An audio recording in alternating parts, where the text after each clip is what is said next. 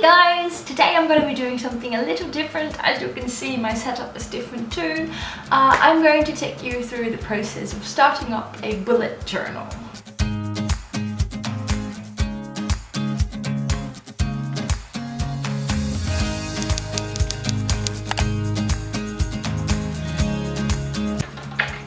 So at first I wasn't really sure what a bullet journal was. I figured it would be something that I wouldn't like, and then I watched this video of someone else doing some sort of a review of this bullet journal, and I realized it was exactly what I needed and what I would really love.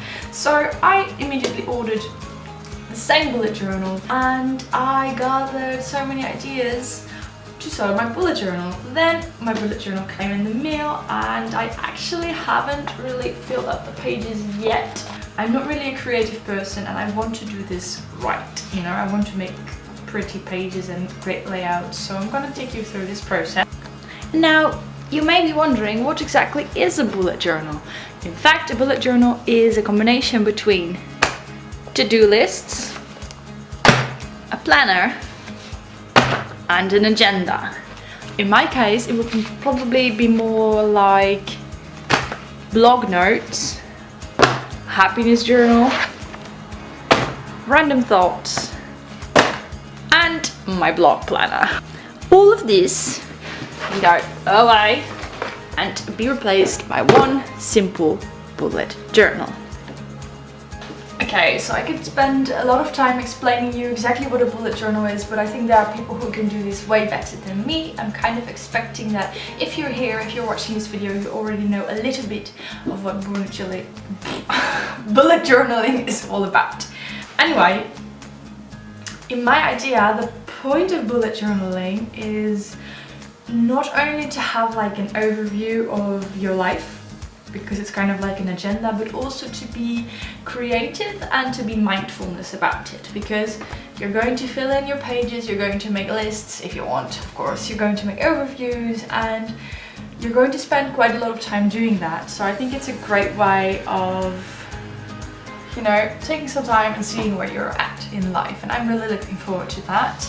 I'm just going to show you from sort of my point of view what I think you need to start off with. I would use a pencil because I'm afraid of making mistakes, so I'm going to use a pencil to draw the initial lines. I really recommend using a ruler. As I said, I'm not really good with drawing and stuff, so I'm just going to use a ruler, obviously a notebook. So this is an actual bullet journal also because there are teeny tiny dots on the pages, so you have dots instead of lines, so that you still have some sort of guideline, but you can just fill it in as creatively as you want. Obviously you could use any notebook, you can use one with lines, you could use a blank one, but I'm just going to start with this because I think for me it's the best way to start it. And just find out what works for you.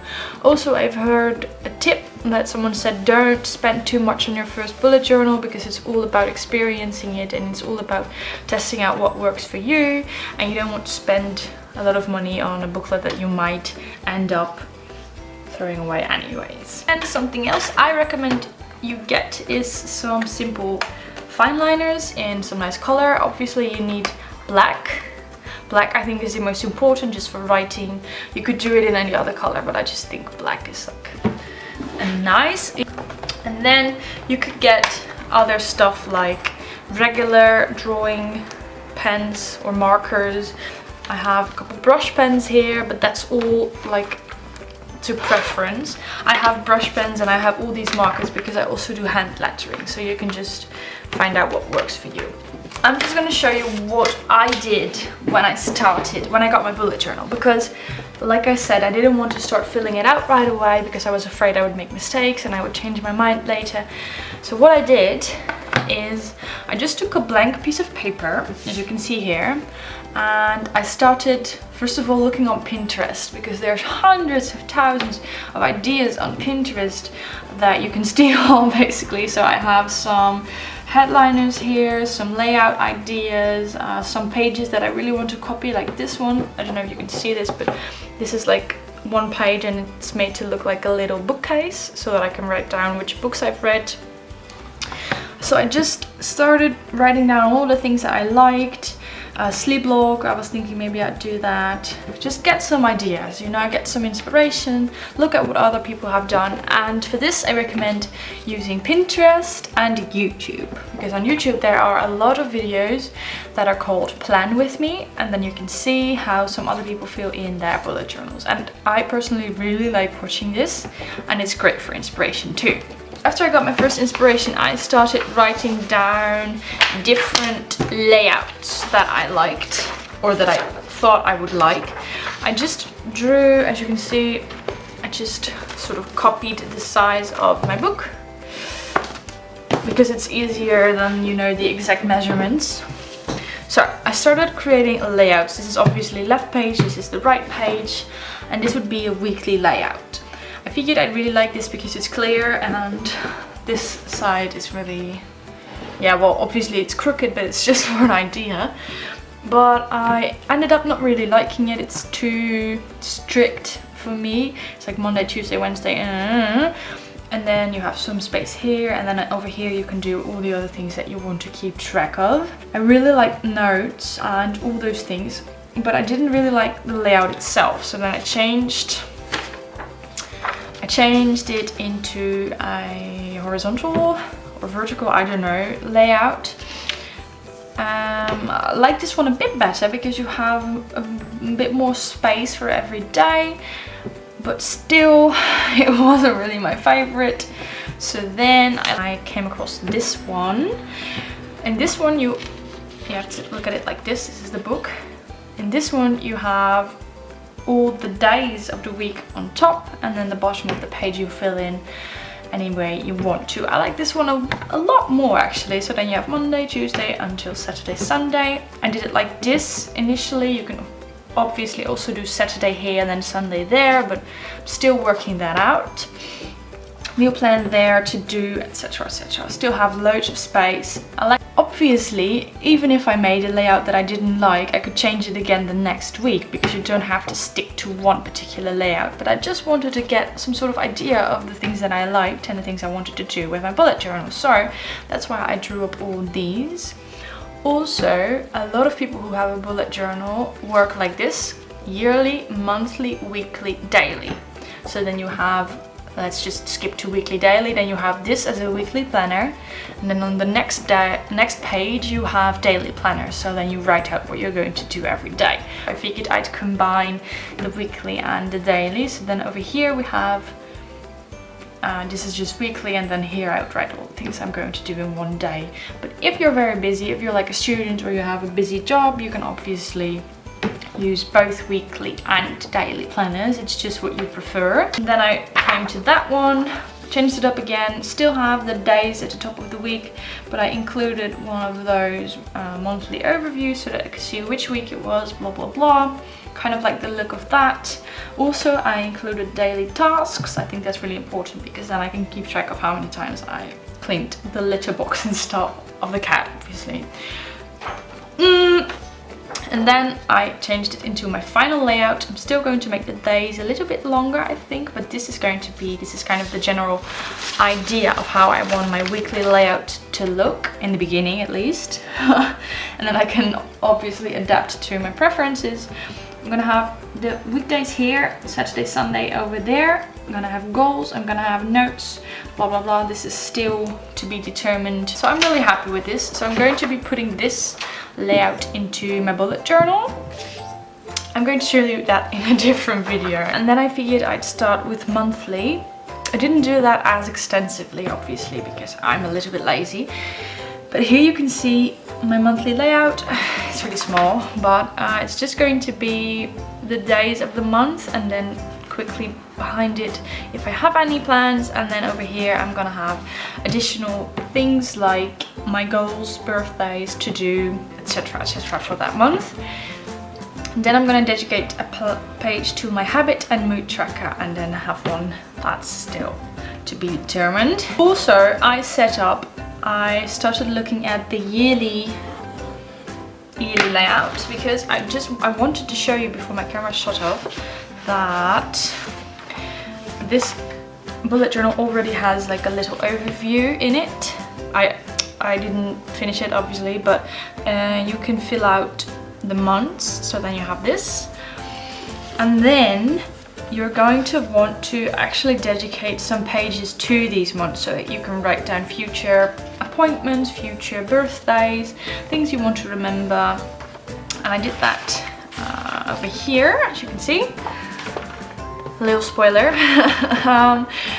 So you're going to want to create some sort of a layout so that you can, well, first of all, look at the month itself, and you can write down important things, such as over here I wrote down Best Kept Secret, which is a festival I'm going to.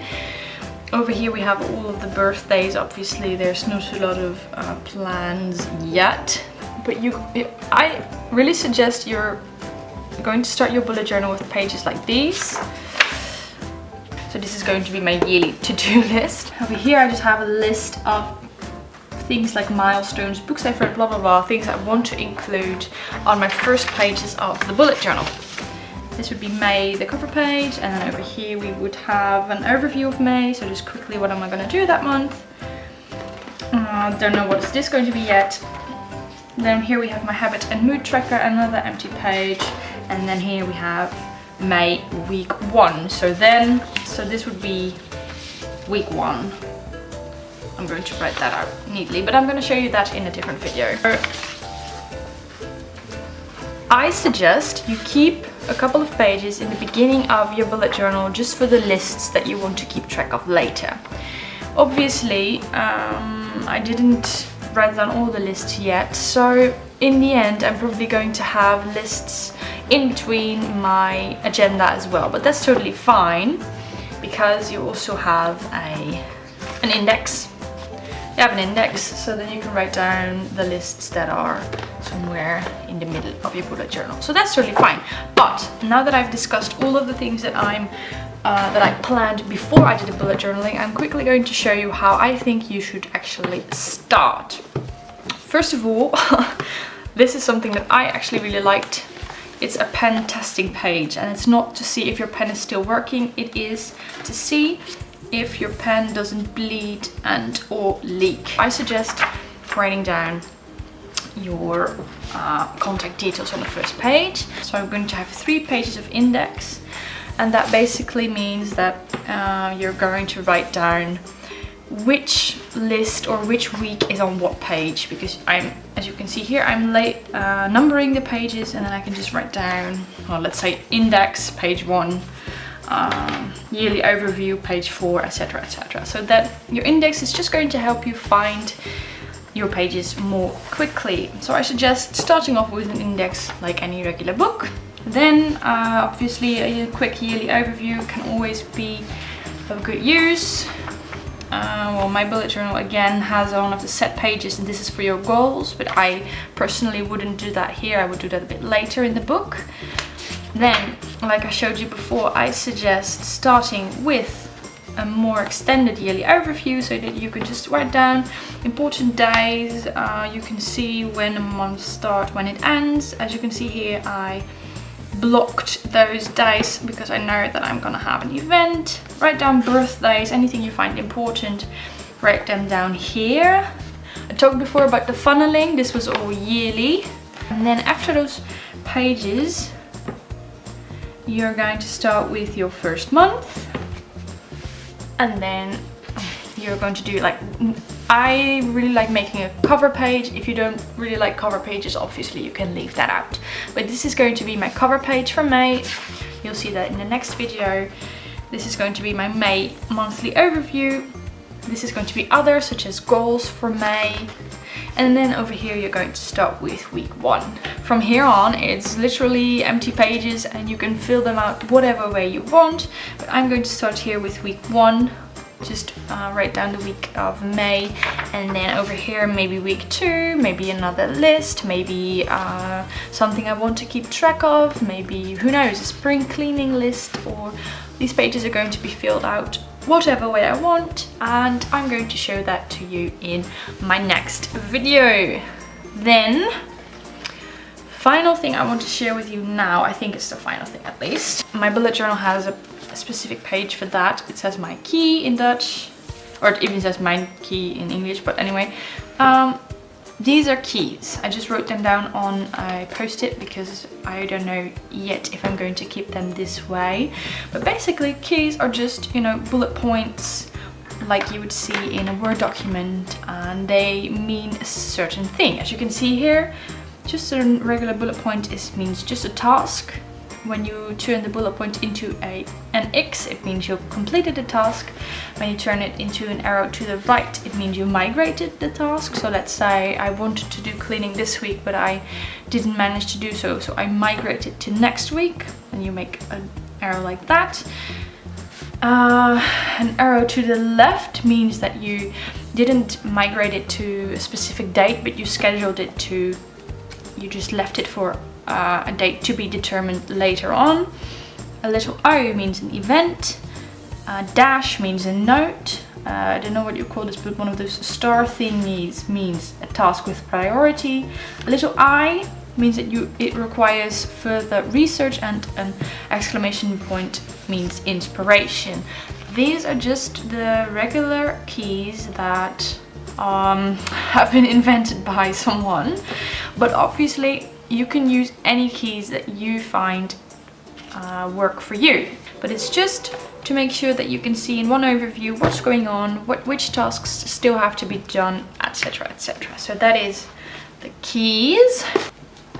Hope you enjoyed this video, and of course I hope to see you again soon. Oh, I have to say goodbye. It's probably very close, but I hope to see you again soon. Bye bye!